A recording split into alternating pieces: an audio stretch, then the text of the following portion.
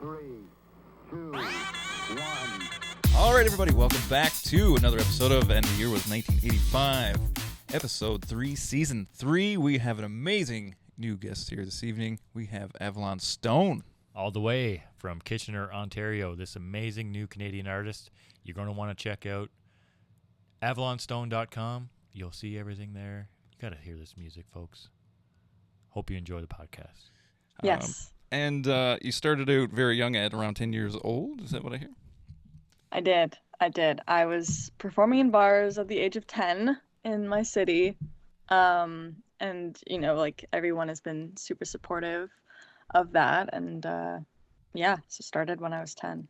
Awesome. So you knew pretty early on then that you were musically gifted, I would say. It was actually a total fluke. I started at this camp, like this school, like a school of rock songwriting camp, because my parents forgot to book me for a week of summer camp when I was that age.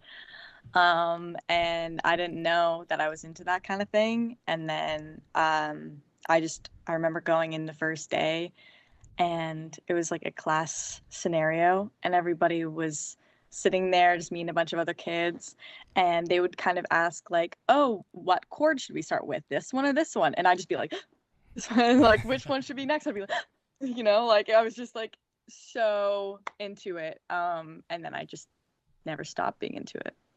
So you right away you knew that you wanted to play live, like, because I mean, I personally I have really bad stage fright, so like for someone that young of age to kind of, you know, take that leap so early on, I think that's I mean, I'm the same way. I'm the kind of person that has to be pushed or dragged into things, even though like I know that I want to do them, I just get scared.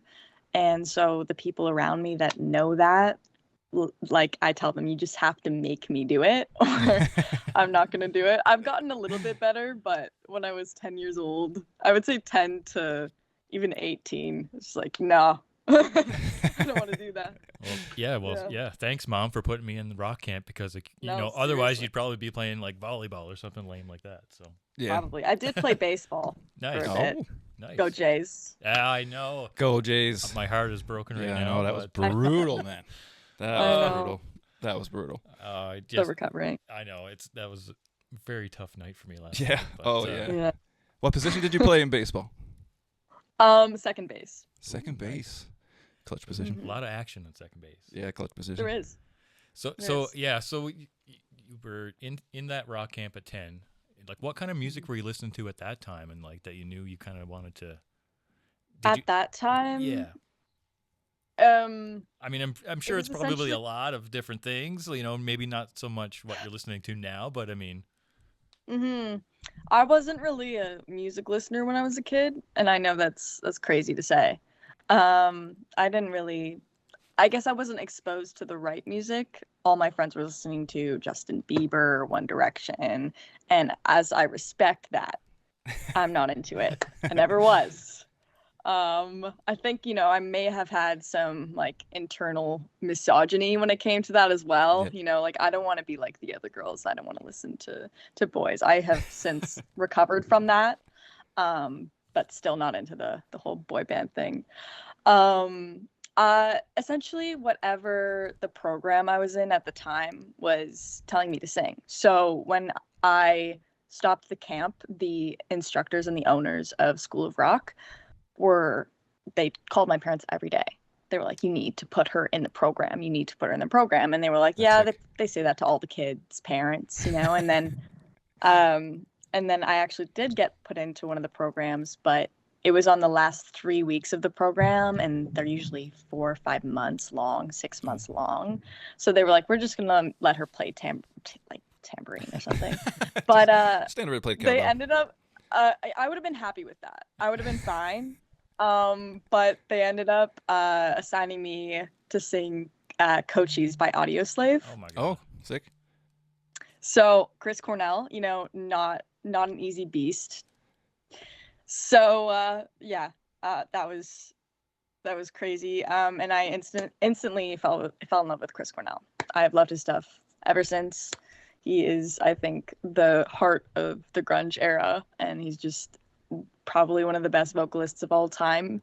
Not technically, but in terms of just passion and just like pure talent, for sure. I think one of the best vocalists ever. And I sang a few other things here and there, just whatever they kind of threw at me. But yeah, big rock fan. Mostly listened to Zeppelin, Rush, The Who, Black Sabbath, those kinds of bands until about high school. Cool. That's amazing. Yeah. So that was your first exposure to Chris Cornell and Audio Slave, and then I guess you kind of further went into Soundgarden and all that stuff. Exactly. That's amazing. Yeah. Are you more solo Chris or Soundgarden Chris? I love this question all the time.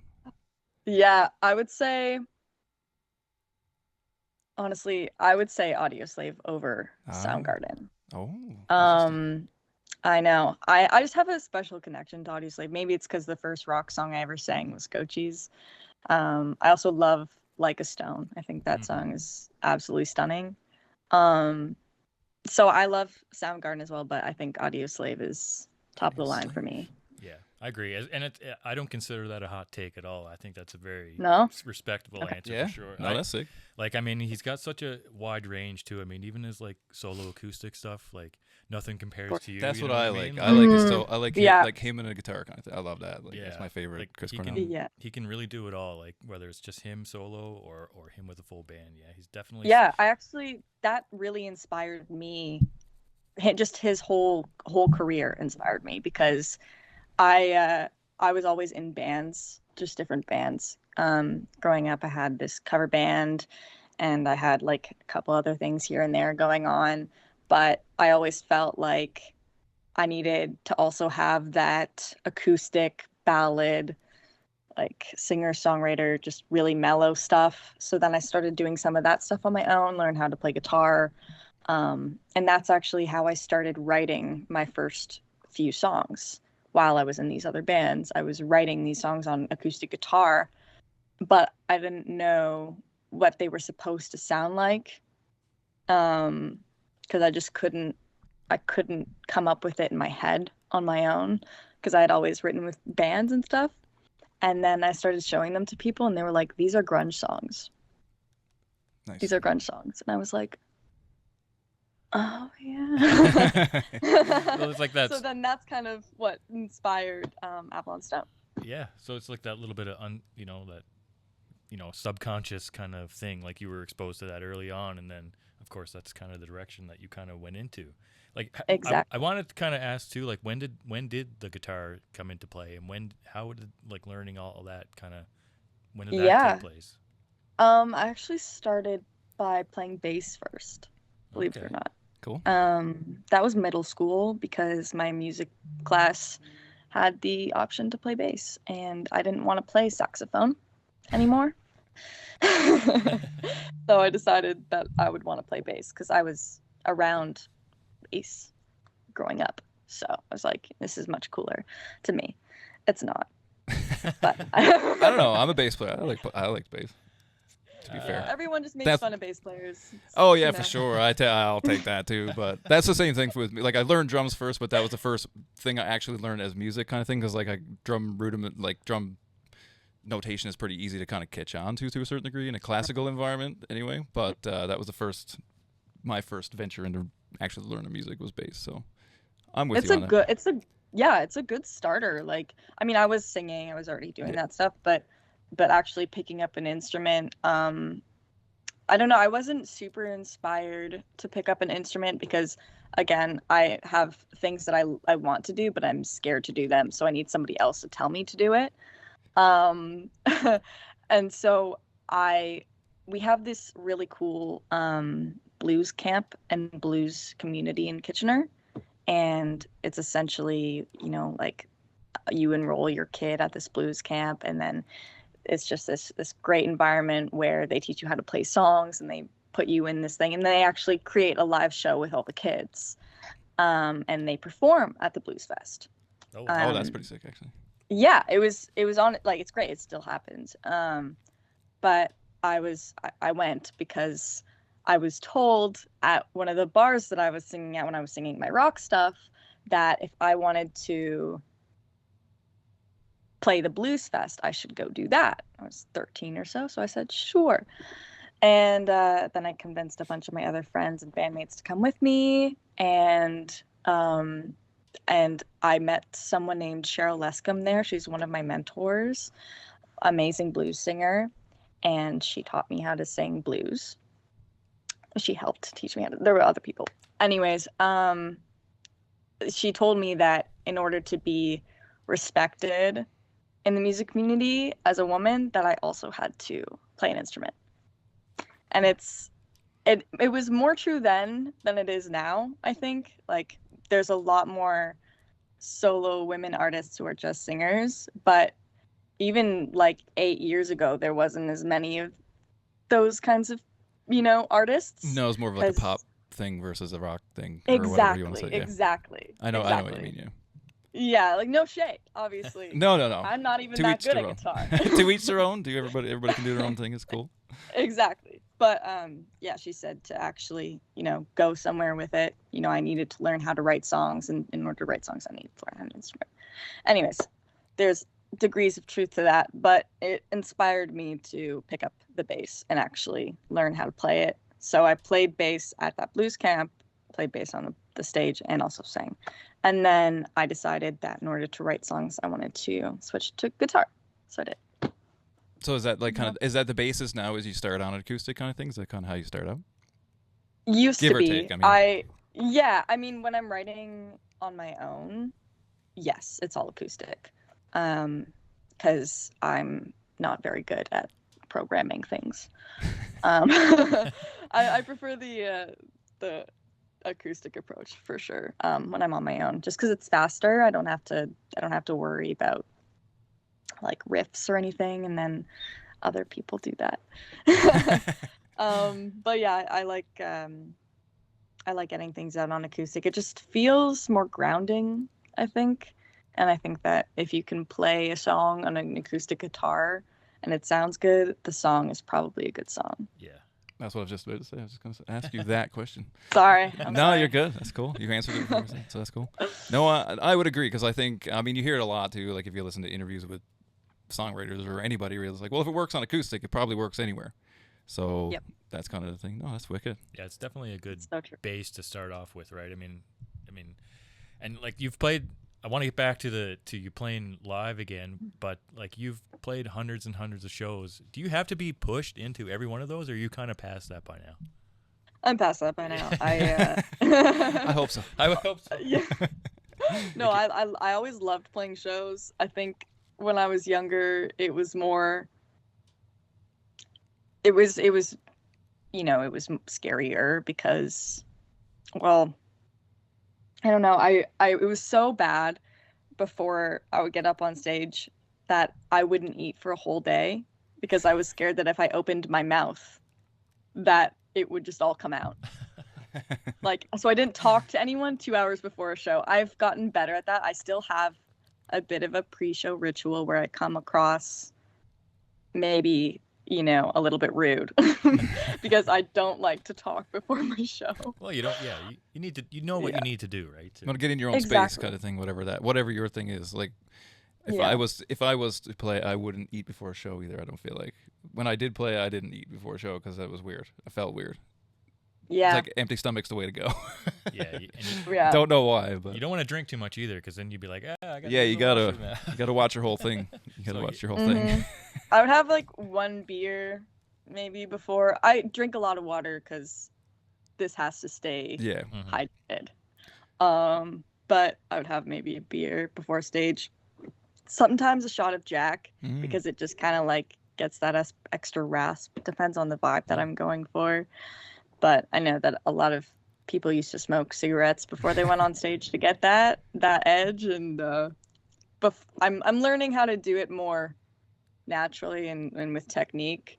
That's the more that's the like longevity way of doing that. I feel like because definitely, but there has to be a combination too. Yeah. Oh yeah. It is, yeah. Because there's some fun to having a cigarette and then go and singing the line or whatever. There's some fun to that. Well, I'm reading the Slash memoir biography right now, and the shit that they used to do before, during, and after a show. Like I think And they were pretty successful. yeah, but Worked out okay. Yeah, well, there's They had almost- some moments, almost but, I mean, dying a few times, being like, I mean, just- Flash has a pacemaker, so yeah, exactly, right? So and he's had it for a while.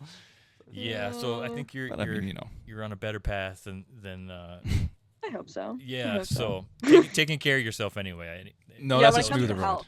Smoother ride for sure. Yeah, I make sure to eat well. I make sure to take care of my vocal cords. But sometimes before a show, you just need to get in the headspace of, Rock and being roll like show. edgy. Yeah. It's all like I go to the gym, I take care of myself, but it's not the right headspace to be in for a show for me. Yeah. I don't want to be the person that takes care of herself on show. Mhm. At a show, I want to be the person who doesn't take care of herself when I'm performing. I want to be the person that's hurting. I want to be the person that's struggling. I want to get into that headspace and connect more with that version of me because that exists as well, than to have a, healthy and happy mindset when I'm performing. Yeah, I mean, and the things you're singing about as well. I mean, like from like toxic relationships or like mental health issues or things people are all dealing with internally. You kind of want to wear that on your sleeve too, and show kind of who you are, and you want to represent yourself well, right? Exactly. Yes. Yeah. For me, I understand that everybody has different levels of who they are and different kind of sides to themselves. And I never really felt like I needed to showcase every side of myself in my music career. I figure that I find it empowering to showcase like those parts of me that struggle, and then also like showcase the part of me that is empowered in her own body and is like trying to do it and trying to achieve things and trying to work past things and trying to not let anything drag her down and that kind of thing. And I find that really important. So in order to have that empowering side, you need to show that other side, because then it's just like, oh great, she's successful, or she's like trying to be, and she's like doing her thing, and she's moving forward. And if you don't have that like that root, then it just comes across a little bit weird, right? I would agree. And vulnerability is a good thing. As much as people, I mean, it's hard to be vulnerable, obviously, but I don't know. It shows like your human side kind of thing. Like, and it's Definitely. way more relatable than anything happy, as unfortunate as that might sound. But it's more relatable for some reason. Like, kind of, heartache is a little bit more of a closer to the heart than being really happy, generally speaking, for some reason. It's very therapeutic, Yeah. being on stage, because those things are so real for me. All of those things that I write about, it's like I do not make anything up. You know what I mean? And I actually leave a lot out. So it's one of those things where I get up on stage and I'm like, okay, here's my soul. Like, take it if you want. So yeah, it's definitely not a persona in any regard. It's just a side that is really, really in there that needs to come out sometimes, Yeah. Well, how do you know when and where to draw that line and when to pull back and kind of, That's a great question. Honestly, whatever helps me get through a show. Like, sometimes I'll go up on stage, and if I'm having a rough day, if I actually focus on what I'm saying, I start to tear up. And like, if I really, really feel it, then I'll literally start to like, and I'm like, I'm singing, I have to get through the song. So then I have to dissociate a little bit, because, like, these things are so powerful and they're so real to me. So that's kind of the line. Literally, if I can sing, then it's great. And I mean, I obviously don't like go too far and spiral in my head in the middle of a performance. I'm very present. I like to be very present with where I am. I just like to like borrow emotion from that time and use it, to help convey my message and what I'm trying to say, and have some therapy, and then and I also think that it's really important for me to to do both of those things, to be present and to borrow from that time for my fans and people who are in the audience that know the songs and love the songs. And it's like therapy for them. So, just using it for connection, really. Yeah, that's awesome. Because I mean, like, I'm not a songwriter myself, but like I know of songs that are like a time machine for me, and I go back to a certain moment in time where, yeah, it could either make me well up with tears, or it could make me feel happy, or whatever. So like to portray that and to throw that out there in the audience, I mean, you want those people to feel that in the audience and sing it back to you. You kind of have to like disassociate yourself with that moment and kind of just perform. Yeah. So that's exactly. Yeah. Thanks. So speaking of, we're in the live show. So you've opened for some people now, some pretty big acts. So far, what's been your favorite opener so far? And or who have you met, or who have you got to play alongside of that you're like, this is freaking crazy? I mean, I've had the pleasure to play really cool festival lineups. I think the one that I always go back to is the Goo Goo Dolls. Nice. Oh, nice. Yeah, it was just absolutely insane. I mean, like, obviously I was a lot earlier than them, and I didn't really get to say hi, but we were in the same area, Yeah. And I got to see Iris from backstage. That's it. Which was just absolutely mind-blowing. It was a crazy experience. I had my band there, some of my best friends, and just it was absolutely amazing. I think Iris is one of the best songs ever written. So as a songwriter, it's just absolutely inspiring to be able to see that from a perspective of like, wow, they're right there and we're kind of in the same, like, there's no barrier separating us, so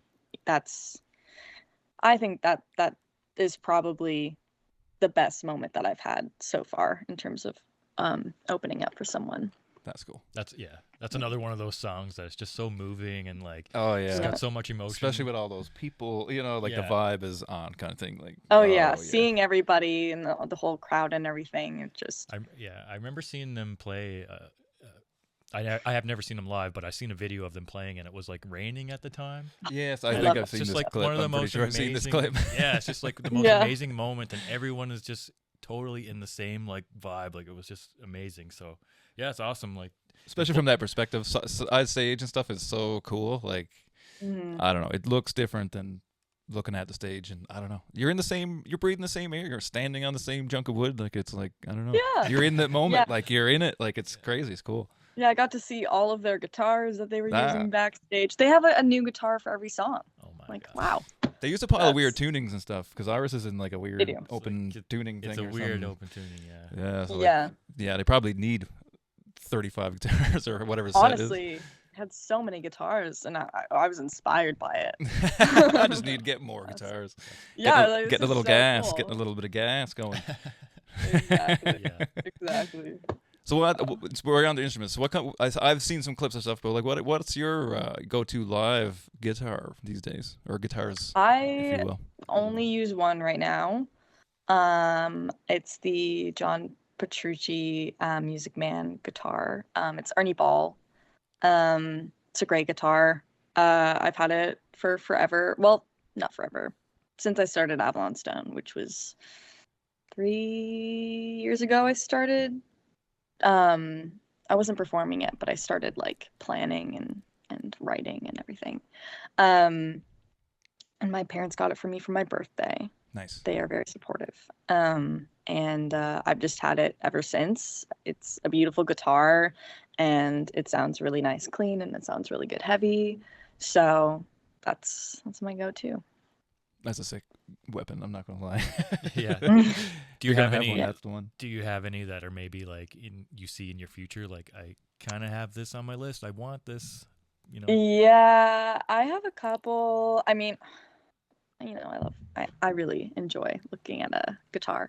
So there's a few that I think are just absolutely amazing. I have expensive taste though.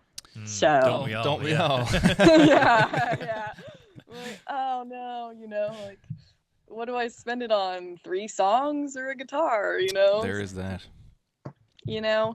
But no, there's one I'm looking at right now. I'm actually getting something custom made for me, Ooh. Oh, sick. but it's still under wraps. So we haven't finalized the deal yet. But yes, I'm having I'm gonna upgrade my collection, I Nice. think soon. Okay. Yes. So no breaking news just yet. Not yet. Not yet. I'm sorry. I'm sorry. Just a I can tell you sneak though preview. that it's Canadian. Okay. Oh, I It's like Canadian that. brand. I like that. Yeah, it's a local Canadian brand, and they are amazing people. Nice. So Well, I like that. No, I'm Mhm. excited. Now I can wait for that. Yeah. Well. Now I got to Yeah. buy another guitar. Yeah. yeah. Oh no. Oh no. Oh no. As always. No kidding. No kidding is right. Okay, Yeah. so like you said, we got some big news. You signed a little deal today. Mhm. Tell us a little bit about that and how all that came together. Yeah. Well, my manager Jeff Nedza. I've been working with him for quite a while. He wasn't officially my manager until this year, but he's been giving me advice and helping me out for a while. And he actually scouted me for this label when I was like 15. But he didn't reach out. He just Right. saved a video that I posted of I did a cover of Hole. I did Violet by Hole live. Oh, sick. Nice. When I was 15, and I was just somebody was doing a Nirvana cover band, and they invited me to do a couple Hole songs. Nice. So I did.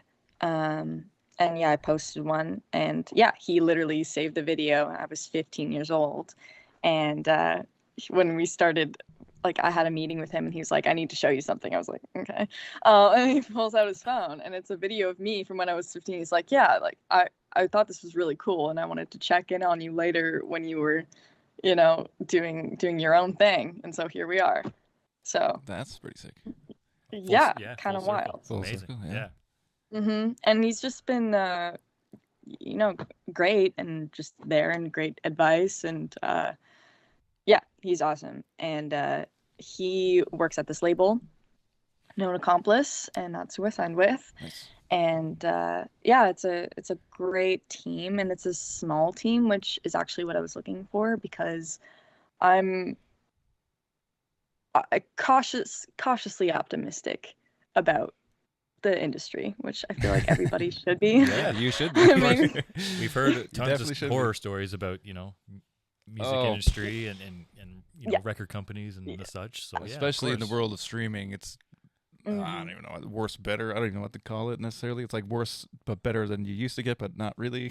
It's like a whole thing. Yeah, it's crazy. There's a whole new set of things that make you desirable now than there used to be. And a lot of that is, you know, followers, and how much you post, and you know how many likes your song got, and Yeah. like you know how many monthly listeners you have, and you know how many streams your top song has, and those kinds of things. And yeah, so the metrics are just different, and it's in some ways very cool, because it makes it more attainable for a lot of people, which is great. But it's also so polluted because it's attainable, Mhm. because everybody's wanting this dream, right? Yeah. Everybody's wanting to do this thing because it's the best job ever. You know, why wouldn't you want to do that? Yeah. So, you know, I totally get that. It's just hard, because how do you make yourself stand out when there's so many people making so much noise now, right? Oh yeah. Yeah, for sure. So yeah, I mean, so I was always like, you know, I always heard horror stories like, you know, a record label won't sign you unless you have 100,000 followers, or like blah blah blah, right? And I was like, yeah, like, you know, record labels, you know. And then yeah, I met with these guys, and I just got closer with them, and I was just like, wow, you know, like, I love the artists on this label. I really enjoy the people. I think they're great, and yeah, and I talked to a bunch of people and like trusted people in the industry, and they were like, this label is great. They're great people. And they never cared about, how many followers I had, or, they just really loved the music, and they were like, we love what you have. Like, we want to do something with it. And obviously they encouraged me to post more, and I hate it, but Part of the deal now. it's literally, I have to do that. It's one of the things. It's like, you have to make me do it. I don't want to do it, Right. so I need somebody to tell me to do it. So yeah, no, they're all great, and super happy with it.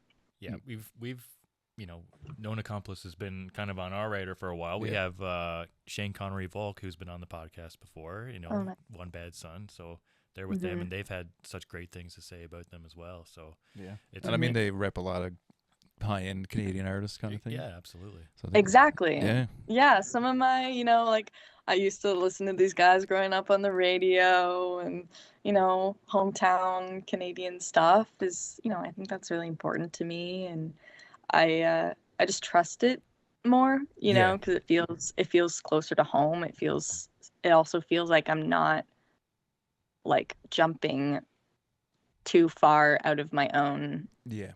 zone. You know what I mean? I'm like, it's still tight knit. It's still a community that I'm a part of already. So that made it a lot easier to trust the people. Oh, for sure. As a lot of people, they kind of more in the rock world, they don't, you know what I mean? That kind of, if it's your vibe, everybody's kind of in a similar vibe. Nobody sounds the same necessarily, but everybody's in a similar vibe. So like, it kind of has a small town thing. It's cool. That's cool. Yeah. That's an honorable mention in there, I must say, to be mentioned on their label. So that's very, very cool. So we want to shout out your band members as well, because I wanted to ask you before, so you got to give them a shout out too, because we're rolling into some of the new stuff you're getting into now. Totally. Yeah. So on guitar, I have Caleb Bourgeois. He's been with me since the beginning. Great guitar player, great friend. Yeah, he's actually from New Brunswick. Nice. East Coast boy. He's closer to us. Yeah. A little closer to where we're from originally. Yeah. Oh, yeah? Yeah. Nice. Where are you guys from originally? Newfoundland. Newfoundland. Yeah. Nice. Yes. Yes. We've known each other since we were little wee lads. Yes, we've been friends Oh. for our lives. Yes. Yes, I our whole love life. We're old now, so it's been a long time. Over Yeah. probably Oh, 30, that's 35 awesome. years plus. Yes. Yeah. Yeah. So You don't look a day over 30 Oh, to me. thanks. Thank you. I'll take it. take I'm that. gonna clip that and save that for later. Yes, sir. There you go. Yeah. So yeah, Caleb Bourgeois on guitar, and on drums I have Tyler Shea, and he's from Kitchener. He's from where I'm from. I've actually known him for a very long time. I think since I was 14. He played drums in one of my other bands, and then now he's playing drums for me, with me, and yeah, he's absolutely amazing. I think he's one of the best drummers like in the province, if not the country. He's just absolutely amazing, heavy hitter, and he's a great guy. And on bass, I have Dylan Barrett, and he's just amazing, super professional, super great guy, and like they're like family to me, Awesome. So yeah, so it's really nice to have that kind of thing, and we all get along, and we just really enjoy spending time together, which is always what I wanted. And it's hard to come by. It is. And that's most important in a band, technically, I feel. Can you hang? It is. No, that's literally, I think, half the battle. You can, like, I've had somebody tell me, like, you can train skill, but you can't train, like, personality, 100%. So, that's, and thankfully my bandmates are all super talented, just like they are super awesome personality-wise. So I really won the lottery, I think, with them. So nice. They sound amazing. You guys all together sound absolutely incredible. So thank you. Definitely. So it's been 3 years since you guys kind of been. Just together, with as Avalon Stone. Yeah, I've had a couple changes here and there. I originally had a different drummer, but I actually was in a relationship with him. and then that ended. So then I found a new drummer. Classic rock and And roll story. it was just, yeah, it was Fleetwood just, Mac. yeah. Yeah, well. Kind of, not really. Yeah. But it just got awkward. It's like, do I want him to play on the songs that I wrote about him? Right. Yeah. Does he want to play on the songs that I wrote about him? Probably not. Yeah. And then a couple different bass players as well. So Tyler's been with us for, I want to say, almost 2 years, and then maybe a year and a half. And Dylan is the newest guy, and he's been around for probably 8 months or so. Okay. And yeah, they're just the best. So, But Caleb's been there for he's 3 years. So are they are you guys kind of working through your songs, like here's what I have, and then everybody kind of has their idea, or how's that all working out for you? It totally depends. The process that we use for our upcoming EP, it was definitely a collaboration with a lot of great ideas. I would bring to them a song that I've written, and we would sit there and we'd just play it, and we'd try new things, and we'd hammer out new ideas, and everyone would kind of put their spin on things, which was really cool because I literally was just bringing them, like, here's what I have on acoustic guitar. Can we make a song out of it? You think I can do that? I don't know. And so, yeah, so we just kind of jammed things out for a long time until something really stuck. And everybody was really passionate about it. So, that caused some disagreements, but I think that if there's not disagreements, you're not getting, the right kind of passion. So it shows you really care if you're willing to exactly, argue about it. exactly, Yeah. which was really nice because I don't like to only think of it as my songs. I like to think of it like as just songs. Yeah. I don't have ownership. I don't feel ownership over like these things. Although like I've written them and I've recorded them and been through all that process. I just feel like you can't really own it. And don't take my word for that when it comes to copyright. If somebody takes my song, I for sure own that. Yeah. But in a spiritual sense. I know what you mean. In a collaborative kind of way, it's everybody's Exactly. it's everybody's thing or whatever. And that's a little bit more traditional kind of way of doing it. Even if you are the kind of the singer-songwriter of it or whatever, that's kind of generally how it ends up at some point anyway. Because you've been working with a producer this time around as well, eh? Yeah, so we worked with Kevin Dietz, and he's done all the songs that we've released so far. And yeah, I mean, super great guy. Kevin Dietz. Absolutely. Yeah, Kevin Dietz. Yeah, he produced it. Yeah, he's awesome, and I feel so lucky that we got to work with him on these because I just love how they turned out. And then Chris Dimas, he mixed them, and he's the drummer of Bleecker, who is on Known Accomplice as well, and Yeah. he's amazing. He's so good as well. So I just feel really, really excited about the people that were involved in the process of this music because I just love it. I think it's such a step up from what I've released so far, and I feel like you can really hear the growth just with the expansion of the people involved and everything, and yeah. Yeah. No, that's awesome. So I guess I'll say if anybody doesn't know Kevin Dietz, you should go look him up. I mean, I know him from So working many. with Bottrell kind of thing. Yeah. Silverchair, Placebo, those kind of records or whatever. Kind of like a super hidden gem kind of thing. So people should just go on his website and check him out and see what he's worked on. He's incredible. So that's exciting. Like when I found out, I was like, oh, that's super cool. Because coming in from an audio engineering standpoint, like that dude's a beast. Yeah, oh yeah. He's absolutely amazing. Like I've never had somebody record my vocals like that and just have it be.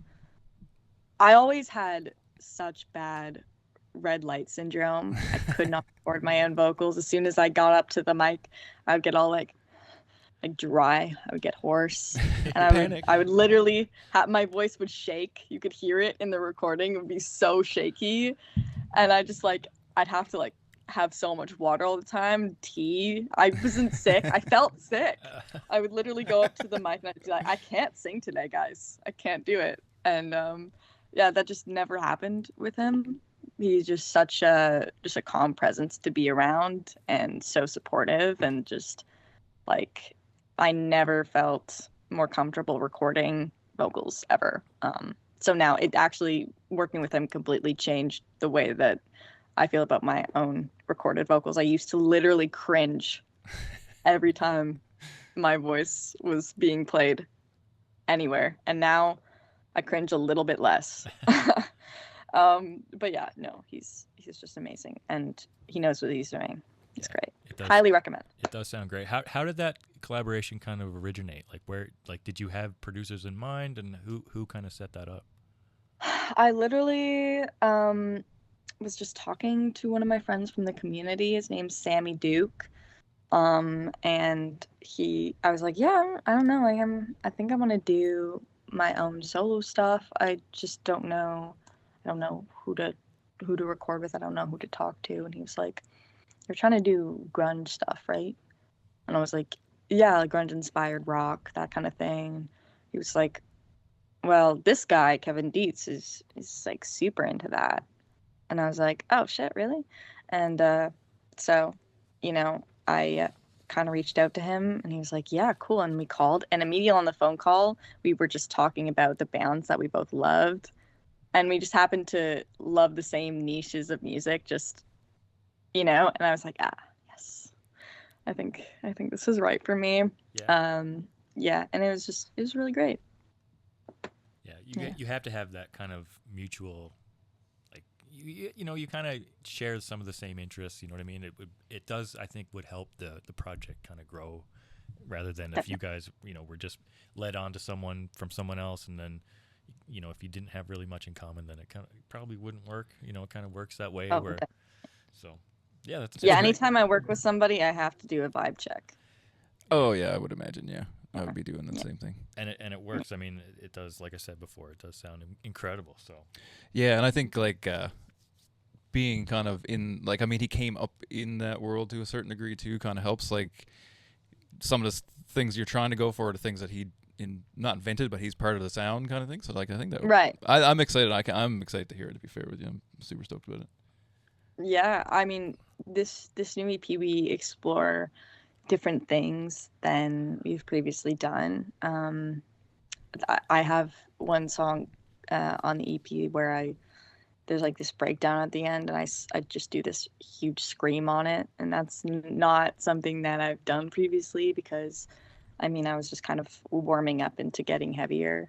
But I've always loved metal music. Like, I've loved it so much, and always admired people who can scream. And I just think it's so powerful, and I think it's so visceral and passionate.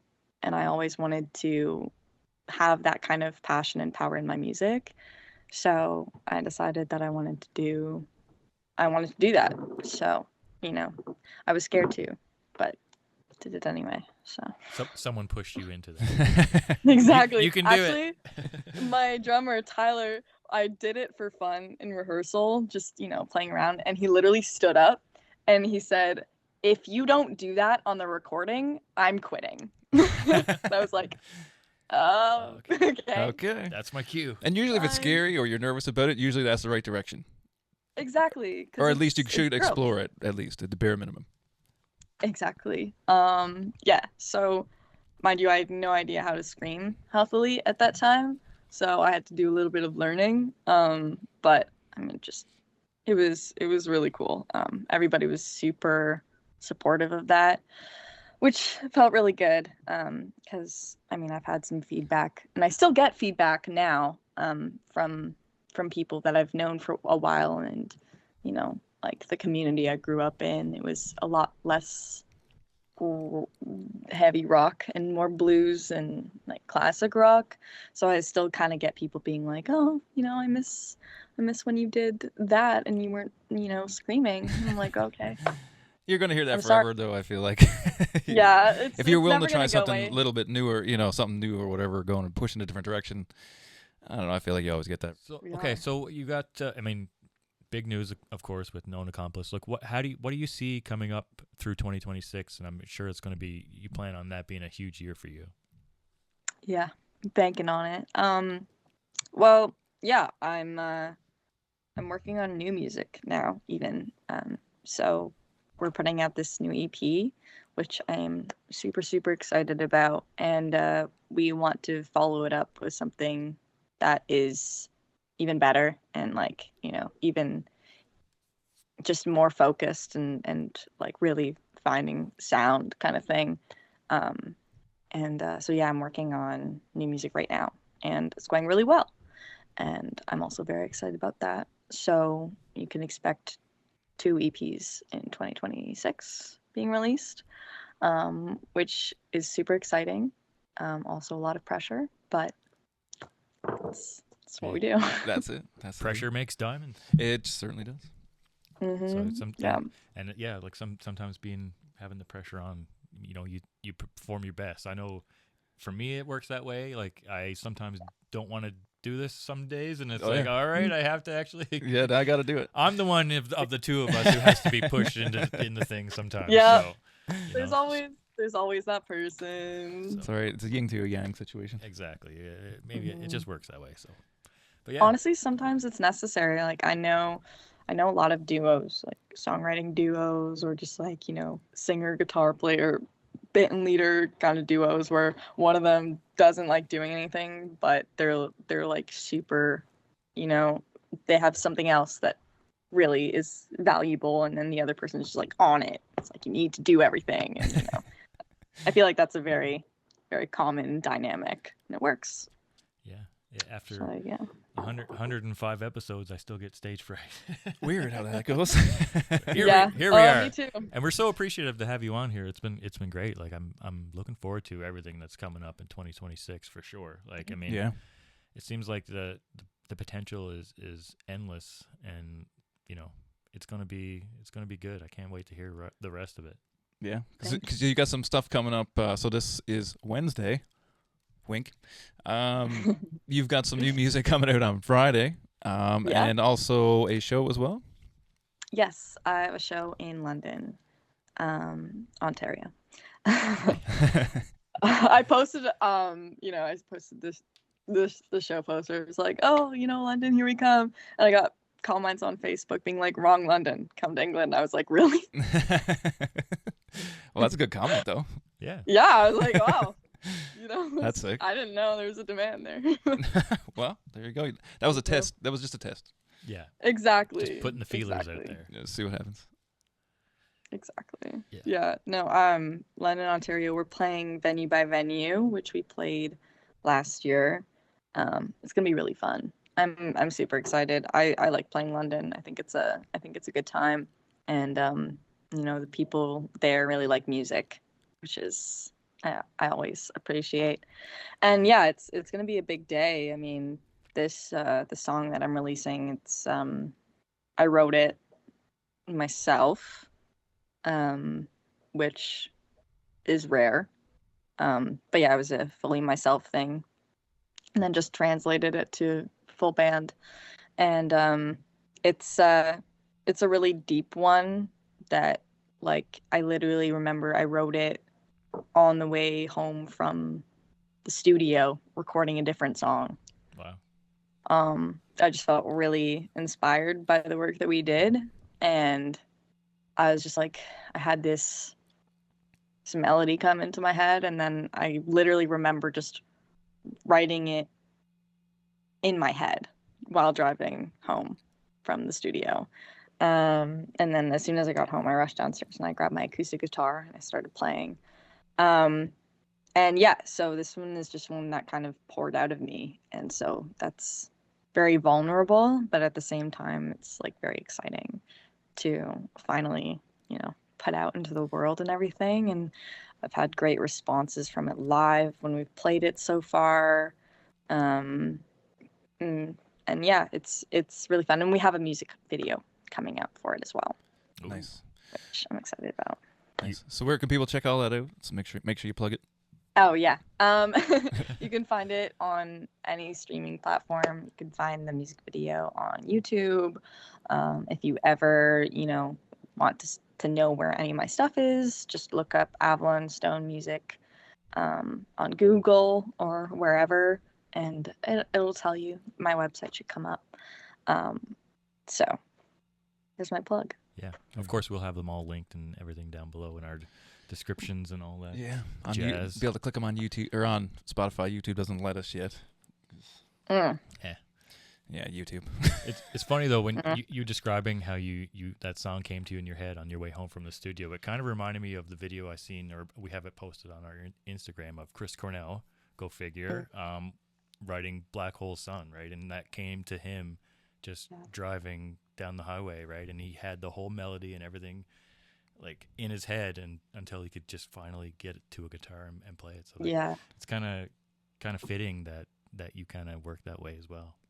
Yeah, I don't know. I think I've always felt connected to his work, and I think, like there might be a deeper reason behind that. I think that there are different kinds of artists, and I think that they're different. I mean, everybody works differently, but I also think that some people kind of just have the same way of thinking, or they have the same kind of things that they get inspired by, or same destructive thought patterns that may put itself into music, and that kind of thing. So yeah, I've always just felt really related to that kind of stuff. So yeah, that's really cool to hear. I actually didn't know that story, but it makes sense to me because driving is one of the most inspiring things a person can do, because it is a task where you are focused on just a mundane task, and your brain just can go and just do its own thing. Like, a lot of people say that songs come to them when they're cleaning or when they're falling asleep, and I have songs that come to me when I'm falling asleep, because you're just trying to go to sleep and you're focused on that, but then your brain is elsewhere. So I used to work at a restaurant too, and my favorite thing to do was fold the cutlery into the napkins. Because I would sit there and I would just do it for 30 minutes and not even register time going by, and just write something in my head. I'd go over to my phone, sing something to the voice notes, continue rolling, the cutlery, and it was very inspiring. So maybe I should clean more. Boredom seems to be the key. That's what every time we talk to somebody about that, it seems like boredom is the linchpin to all that. It's like, if you're just a little bit bored, you gotta always stay a little bit bored. Yeah, it's something about it. It's like, I don't know. Yeah. I agree, to be fair. Keeping your hands occupied just to free up your mind a little bit, right? You have a task to do, and it occupies the other side of your brain. Turns on the left, turns off the right. Exactly. That's how I feel. Yeah, it's huge, and I mean it's also a muscle that you have to work. Like, I write every day. I don't always write for myself. I write for other people as well. But I try to write every single day just to keep that muscle working, because it is inspiration, but it's also just practice. I would agree. Yeah. I got one last question for you before we get out of here. What would be your top 3 album or band recommendations for people to listen to?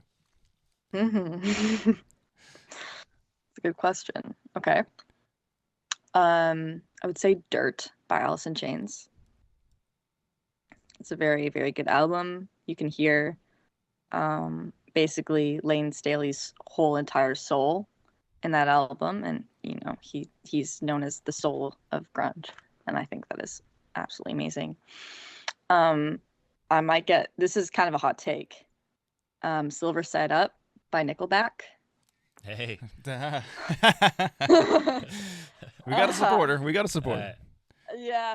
I don't necessarily disagree. I'll put it that way. It's an amazing album. I also like their later stuff, but I think that their their album, specifically Silver Side Up. I think that's their best album. It's very grunge influenced. It's very profound. It's like, it's heavy. I love that album.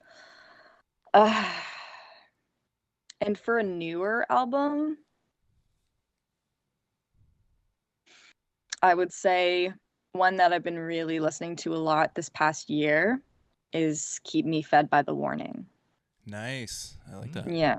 I like Yeah. that. I super think that they are really cool. Yeah, I mean, I love that album. I think it's probably gonna be number 1 on my Spotify Wrapped this year. So yeah, yeah, I love that album. It's a great album. And Awesome.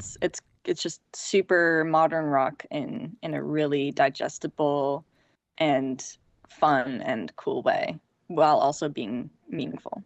So Amazing. That's a really good pick. I haven't like gone crazy deep into it or anything, but I've got the album on my Spotify, and every time I see a live clip, it looks wicked. Like, yeah, it just looks like a good time. They sound wicked. Like, yeah. Good Yeah, pick. I've seen them live a few times. They run in the same kind of circle as my boyfriend, so I've seen them backstage a couple times. So yeah, there's absolutely amazing. I think they're great, and I get compared to their music a lot.